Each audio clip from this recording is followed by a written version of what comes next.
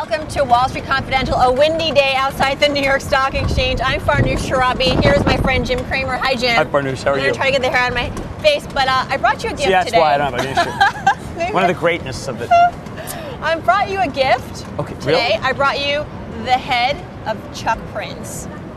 Yeah, this is a remarkable man. Here's what's happened. Remarkable. When Sandy Weil got in trouble, and he did a lot of things that Eliot Spitzer, now governor of New York, didn't like, Eliot basically said, listen, I'm going to shut this company down unless you give me someone I can work with.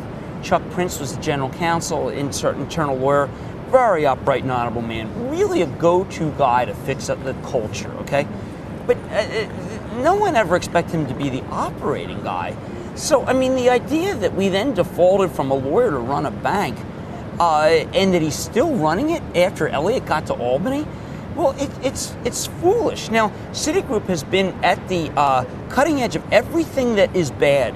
They were the last big lender to the private equity companies, just terrible. They were one of the most active in putting together these mortgage products that are just awful. You don't know where they are. They've been a very aggressive lender to a lot of people who shouldn't be getting loans. They moved into Japan at the absolute high. Japan's been going down ever since they got in there. Then the last thing that he said was hedge funds are the key things. Hedge funds peaked precisely when he bought them. When I look at Vikram Pandit, he's a very smart guy, John Havens, whom I've known for many years, they owned this old lane. You should have just bought them. You should never buy a hedge fund. All a hedge fund is managers. But I don't think Chuck Prince knew that. I've come on so strong, and lately I've been trying to reevaluate myself. How in the face can you be Ben Bernanke? How in the face you can be Chuck Prince? But when I saw that this old lane had gone down 6%, and who really knows what it's down because they own a lot of the products that are very hard to value, the so-called marks are difficult, I just said, what does it take to get this guy fired? But corporate America is such an unfair place. Lots of executives stay on. This isn't like the NFL where you get fired after a couple of losses. Now, your next question, if you had to write a help wanted ad for Citigroup posting for their next CEO, what would be in the description? Take someone from Wells Fargo.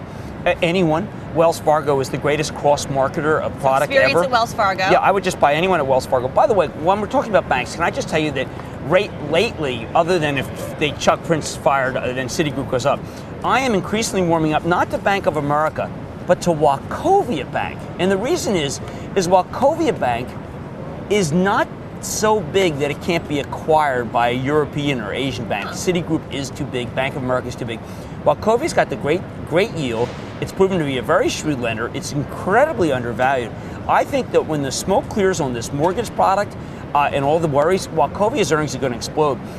Wachovia is the bank that I would buy as the survivor of this era.